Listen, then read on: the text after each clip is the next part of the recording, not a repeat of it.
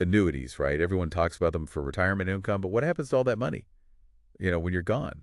We're going to really dig into this today. It's a good question. A lot of people don't think about that. Yeah, and we've got this great piece from Diversified Insurance Brokers to help us out. And I think this is really important for anyone, whether you have an annuity or you're just starting to think about it. It is, yeah. It's not just about you, right? It's about making sure your loved ones are taken care of too. Legacy and all that. Exactly. So, okay, annuities, two phases, right? You've got the accumulation phase, that's where your money's growing, and then annuitization, where you start getting those regular payments. What happens if, someone dies during that first phase, accumulation? Well, it's actually pretty similar to what happens with other accounts, like a savings account or something. Oh, okay. The money goes to whoever you named as your beneficiary. Makes sense. The problem is, this happens a lot, people forget to actually name a beneficiary. Oh, I bet. And then it can get messy, could end up in probate court. Well, probate court, yeah, that's a whole other thing. Exactly. Delays, legal fees, all that. Nobody wants to deal with that, especially not your family when they're grieving. So lesson one, make sure you name the beneficiary.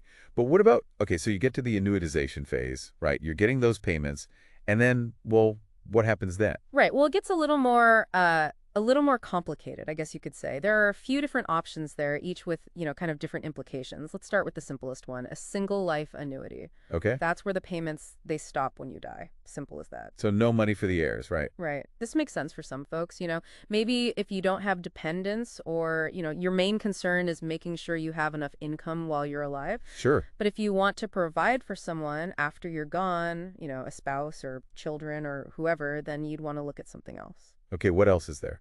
Well, you've got a joint life annuity. Joint life. Yeah, this one's pretty common. The payments continue to a surviving spouse or maybe a partner, someone you designate, so that way they're still taken care of financially. That makes sense. But what if you want those payments to keep going for a specific amount of time?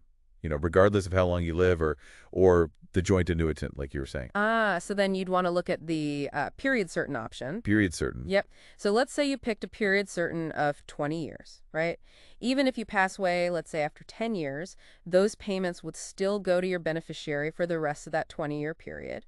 Really helpful if you have, young children maybe, or someone else who depends on your income.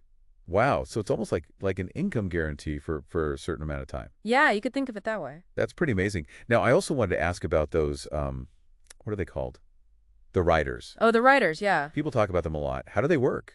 Those are, like extra layers of protection. You can add them onto your annuity. And yeah, they can really make a difference when it comes to legacy planning. Give me an example. Well, one of the most popular ones is the return of premium rider. Return of premium. Yeah, this one basically guarantees that your beneficiaries, they will get back at least the amount of money you initially invested in the annuity, even if you don't live long enough to collect a lot of payments yourself. Oh, okay. So it's like what? Insurance on the annuity itself or something? Kind of, yeah. And then there's also the death benefit rider. Oh, yeah. I've heard of that one. That one's more like traditional life insurance. Your beneficiaries get a specific amount of money when you die. Usually it's like, a multiple of your premium payments or something. Wow, there's a lot of options. Okay. What about taxes? Everyone always wants to know about taxes. How does that all work with annuities? Right. Taxes. Can't forget about taxes. Well, with non-qualified annuities. Non-qualified meaning? Meaning those funded with after-tax dollars, beneficiaries, they have what's called the stretch option. Stretch option. Yeah, basically they can spread out the distributions over, their own life expectancy. This can be a great way to minimize taxes, especially if the beneficiary is, young. Oh, I see. So if they inherit a lot of money, they don't have to take it all at once and get hit with a big tax bill. Exactly. It's a really powerful tool. And what about, what were they called? Qualified annuities. Oh, yeah, those are usually the ones that are held within an IRA. Right. The beneficiaries typically have to follow the rules for inherited IRAs. Which is a whole other can of worms, right? It is, yeah. We could do a whole other deep dive on that one. We should. But, yeah, so the bottom line is you got to pay attention to the taxes, talk to an expert, right? Always.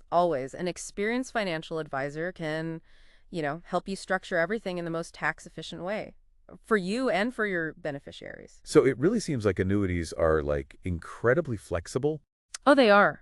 Yeah, they're not one size fits all at all. They can be customized to fit, your specific needs, your goals, both for now, while you're alive, and also for your legacy. Legacy, that's a great word for it. It's really about planning for the future, right? Absolutely. And the sooner you start thinking about all this, the better. It's about making those decisions, getting the right advice. It gives you peace of mind, and it makes sure that the people you care about, that they're taken care of. Couldn't have said it better myself. So I guess as we wrap up here, I want to leave our listeners with something to think about. When you think about your financial legacy, what's important to you? What values do you want to, kind of pass on? And how can an annuity help you do that? It's a good question. It is. It's something to really ponder. And hey, maybe talk to a financial advisor about it. Oh, always a good idea. Always a good idea. Thanks for joining us for this deep dive. My pleasure.